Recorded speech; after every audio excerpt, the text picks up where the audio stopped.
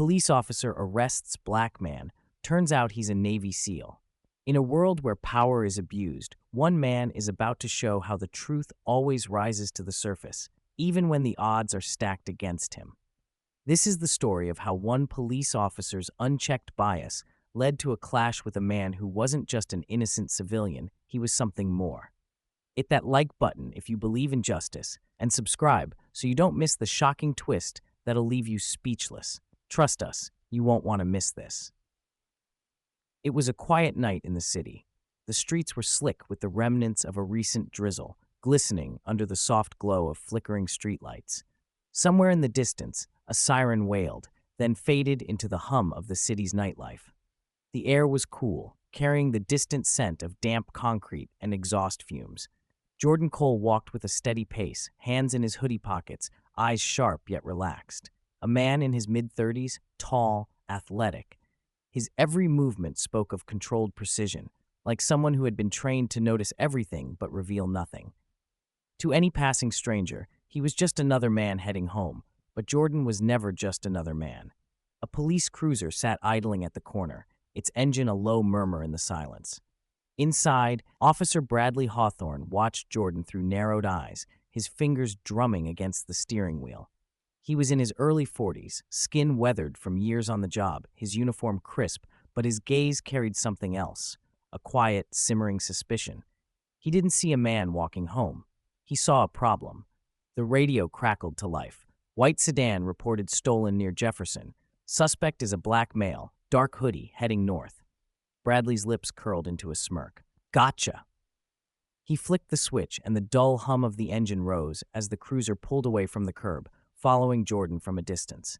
Jordan, still walking, could feel it, that heavy, lingering presence at his back. He didn't turn, didn't react. He had felt it before, the silent, unwarranted scrutiny. He sighed through his nose and kept moving, his footsteps steady against the pavement. As he reached the mouth of a dimly lit alley, a shortcut he had taken countless times before, the night seemed to hold its breath. Then came the sharp, piercing wail of a police siren. The alley was suddenly bathed in flashing red and blue lights, bouncing off the brick walls, stretching his shadow long in front of him. A voice, loud, firm, and filled with authority, rang out. Hands where I can see them. Now! Jordan stopped, his jaw tightening for just a fraction of a second before he exhaled slowly. Not out of fear, out of frustration. He turned his head slightly, just enough to glimpse the figure stepping out of the cruiser. Officer Bradley, hand resting casually near his holster, his stance wide, sure of his power in this moment. Problem, officer? Jordan's voice was calm, steady. Bradley took a slow step closer, his boots crunching against the pavement, the streetlights casting long shadows across his face. Yeah, problem is you match the description of a car thief, he voice laced with a smug satisfaction. Jordan's brow furrowed. He turned fully now, facing the officer with an unreadable expression. I don't own a white sedan. Bradley shrugged, unbothered. That's so? Turn around, hands behind your head. Jordan let the silence settle between them. He could feel the shift in the air, the way Bradley's fingers flexed near his belt, itching to assert control. Jordan had seen this before, too many times. You sure you want to do this? Jordan asked, voice smooth but edged with something unreadable. Bradley let out a dry chuckle. Don't give me a reason. Jordan locked eyes with him. A shift, a flicker of something that made Bradley pause. That was the first sign of trouble. Bradley had expected resistance, maybe defiance, but what he saw instead was unsettling. It was the look of a man completely in control. Then Jordan moved, not fast, not aggressively, just deliberately, too deliberately. His posture straightened, his shoulders squared, his expression unreadable. It was subtle, but Bradley felt it, that almost imperceptible shift of power. His fingers twitched near his gun. Then Jordan spoke, his voice calm, measured, but carrying a weight that could not be ignored. You ever arrest a Navy SEAL before, officer? Silence. For the first time that night, it wasn't Jordan who felt the tension. It was Bradley. The air between them turned heavy. Bradley's smirk faltered, just slightly, but enough for Jordan to notice. That moment, the hesitation, told Jordan everything he needed to know. The officer wasn't expecting this. Bradley cleared his throat, quickly regaining his composure. I don't care if you're a damn astronaut, he scoffed. Turn around and put your hands behind your head. Jordan remained still, watching him with an unnerving calm. He had encountered men like Bradley before, men who mistook their badge for absolute power, who saw authority as a weapon, not a responsibility. The tension stretched. Jordan exhaled sharply, tilting his head as if considering his options. Finally, he complied, but not the way Bradley expected. With controlled precision, Jordan turned around slowly, his movements almost rehearsed, calculated. Hands raised slightly, but not in surrender, more like a challenge. Bradley approached, cuffs in hand, his posture still stiff from the unease creeping up his spine. He wanted to shake it off, to remind himself that he was in charge here. He reached out, and in a blink, Jordan moved. Fast, too fast. In an instant, he twisted out of Bradley's reach, pivoting with a fluidity that wasn't normal. Not for a civilian, not for anyone untrained. The cuffs never touched him. Bradley barely had time to react before Jordan was behind him. "You should be more careful, officer," Jordan said, voice low, measured. "You got way too close." Bradley whirled around, hand flying toward his holster, but Jordan was already there. With a swift, precise movement, he snatched the gun from Bradley's holster before the officer could even unclip it. Bradley froze. His heartbeat thundered in his ears as he stared at his own weapon, now held firmly in Jordan's grasp. But Jordan didn't aim it. He didn't even point it in Bradley's direction. Instead, he removed the magazine, ejected the bullet from the chamber, and, without breaking eye contact, tossed the empty gun at Bradley's feet. A slow smirk formed on Jordan's lips. "Now," he said, taking a step forward, "what were you saying about me being a suspect?" Bradley's throat went dry. This wasn't just some guy. This was a predator who had been letting him think he was in control. Jordan stared him down, his expression unreadable, but his eyes, those calm, razor-sharp eyes, made it clear. He was the one in charge now. And Bradley? Bradley had just made the biggest mistake of his life. The gun lay at Bradley's feet, emptied and useless. But the real weight pressing down on him wasn't the weapon, it was the realization. He was dealing with a man far more dangerous than he assumed. Bradley swallowed hard, his jaw tightening as he forced himself to stand tall. He needed to regain control. Fast. "Where's your ID?" he barked, masking his shaken confidence with aggression. Jordan sighed, running a hand over his beard. "At home," he admitted. "Forgot it." Bradley's lips curled into a sneer. "Oh, how convenient." His tone dripped with sarcasm. Jordan didn't respond. He had already seen the shift in the officer's eyes, the one that told him this was never about a stolen car. This was about who he was. Bradley wanted him to be guilty, needed him to be guilty. "You got anything else on you? Dog tags? Military ID?" "Nothing," Jordan said evenly. "Just my word." Bradley scoffed. "Your word? That's rich." He took a step forward, chest puffed out, fingers flexing at his side. "You expect me to believe that? A black man in a hoodie, lurking around, no ID, and you just forgot it at home?" Jordan's jaw tightened, but he kept his cool. He had been in hostile situations before, real hostile situations. Foreign battlefields, high-stakes operations, men with guns and bad intentions, but nothing tested his patience more than this. "You got no proof I stole anything," Jordan said, voice firm. "No car, no evidence, nothing, and I know my rights." Bradley's face darkened. There it was, that thing he hated most. A black man who knew the law. He had seen it before. The type who wouldn't just comply, who wouldn't bow their heads and submit. "Oh, you know your rights?" Bradley mocked, stepping closer. "That right? What are you, some kind of jailhouse lawyer?" Jordan held his gaze. "No, I just know when a cop's overstepping." Bradley's fingers twitched. He hated the way Jordan spoke. The calmness, the certainty. Like he wasn't afraid. Like he wasn't supposed to be afraid. Jordan saw it happening. The officer's frustration morphing into anger. Not because of a crime, but because he wasn't winning. "You think you're smarter than me, huh?" Bradley snapped. "You think you can talk your way out of this?" Jordan's patience was razor thin. "I don't need to, because I didn't do anything." That was the last straw. Bradley lunged. In a flash, he grabbed Jordan's arm, twisting it behind his back. Too rough, too forceful. But Jordan didn't resist. He knew better. The cold steel of handcuffs snapped around his wrists. "You're under arrest," Bradley growled, shoving him forward. Jordan exhaled, shaking his head. "For what?" "Car theft." Jordan let out a low, bitter laugh. "You don't even have a stolen car here." "I don't need one," Bradley spat. "I have you." Jordan went silent, not because he was afraid, because he knew exactly what this was. This was personal. The flashing red and blue lights painted the brick walls in streaks of color as Bradley shoved Jordan toward the cruiser. Jordan didn't struggle, didn't beg, didn't plead. He just stared ahead, jaw clenched, knowing that this night wasn't over. Not by a long shot. The metal cuffs dug into Jordan's wrists as Officer Bradley shoved him toward the squad car, his grip unnecessarily tight, like he needed to prove something. Jordan exhaled through his nose, willing himself to stay calm. He had dealt with worse. As the car door opened, Bradley's radio crackled. "Dispatch, this is Officer Bradley. I have the suspect in custody." His voice was smug, triumphant. "Copy that, Officer Bradley," the dispatcher responded. "Confirming suspect's identity? Black male, late 30s, wearing a hoodie. Matches the description." Jordan chuckled under his breath.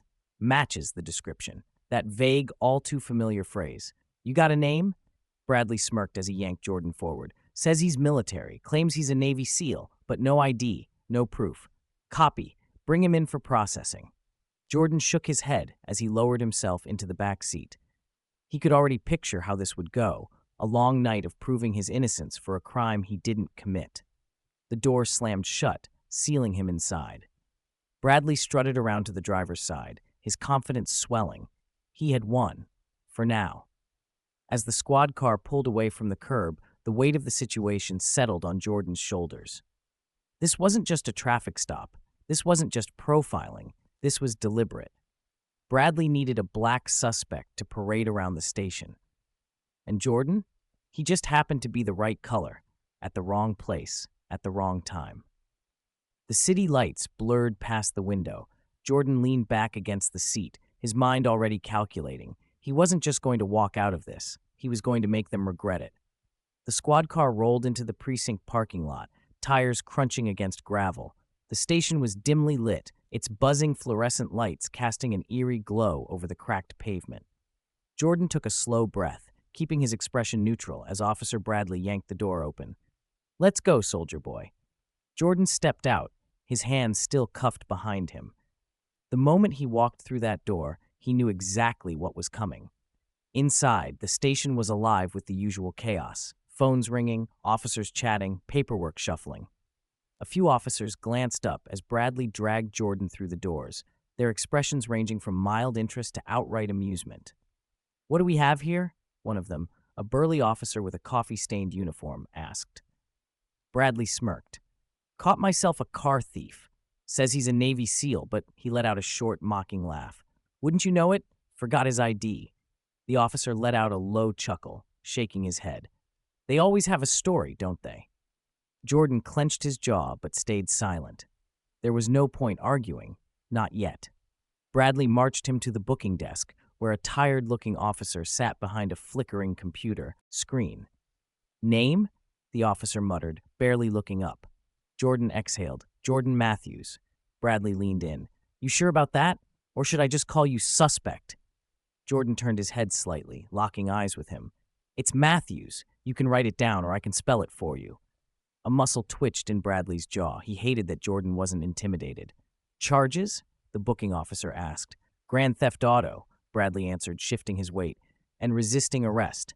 Jordan let out a sharp laugh. "Resisting? You grabbed me. I never fought back." Bradley shot him a glare. "I told you to comply." "I did." The officer at the desk finally looked up, eyeing Jordan for the first time. Something in his gaze flickered. Not suspicion, but curiosity. "You military?" he asked. "Yeah," Jordan said simply. "Got proof?" Jordan inhaled slowly. "At home." The officer's brow furrowed. He looked between Jordan and Bradley, clearly sensing that something was off. But he wasn't about to challenge another cop.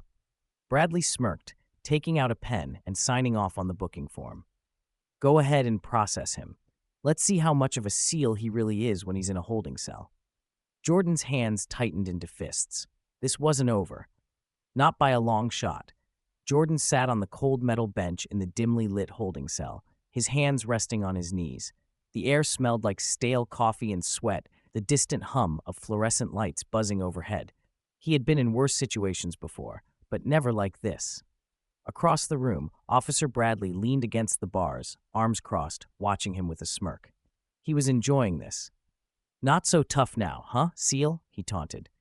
Jordan didn't react. He knew men like Bradley, the kind who needed control, who got off on power. The worst thing he could do was give him what he wanted. You keep looking at me like that, Matthews. Bradley continued. You're going to make me think you're planning something. Jordan exhaled slowly. I don't need to plan anything. This whole thing's going to blow up in your face soon enough. Bradley's smirk faltered for a fraction of a second. Oh yeah? And how's that?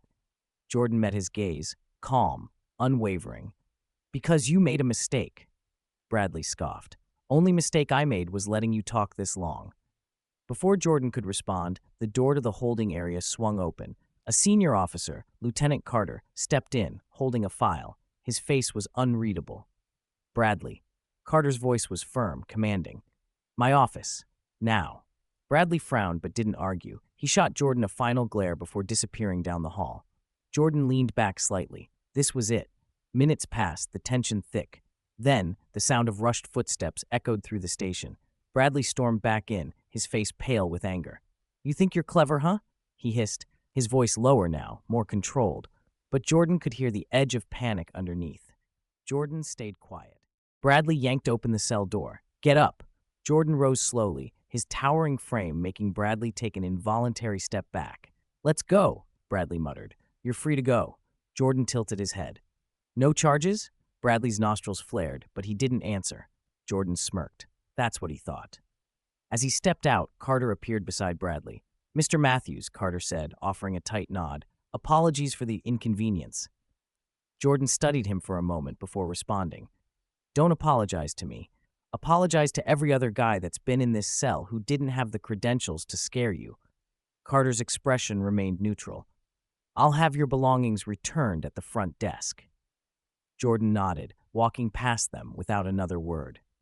As he reached the exit, Bradley's voice called after him. This doesn't mean anything, Matthews. Jordan stopped at the door but didn't turn around. No, Bradley, it means everything. With that, he stepped into the night. Jordan stepped out into the night air, inhaling deeply as he rolled his shoulders, free. But this wasn't over, not by a long shot. As he walked toward the front desk to retrieve his belongings, his phone was already buzzing. His best friend and former SEAL teammate, Marcus Tate, had been calling nonstop.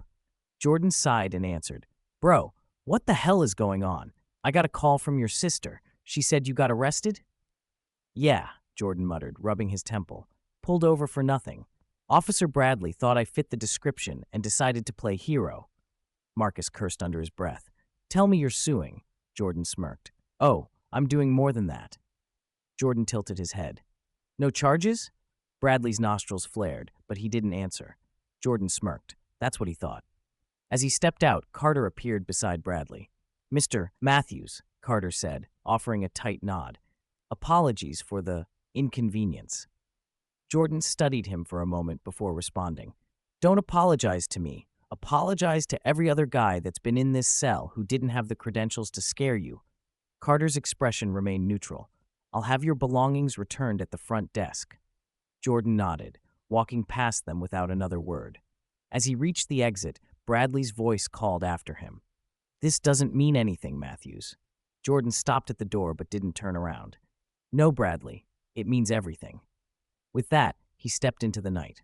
Scene 3, The Fallout, Part 1. Jordan stepped out into the night air, inhaling deeply as he rolled his shoulders. Free. But this wasn't over, not by a long shot. As he walked toward the front desk to retrieve his belongings, his phone was already buzzing. His best friend and former SEAL teammate, Marcus Tate, had been calling nonstop.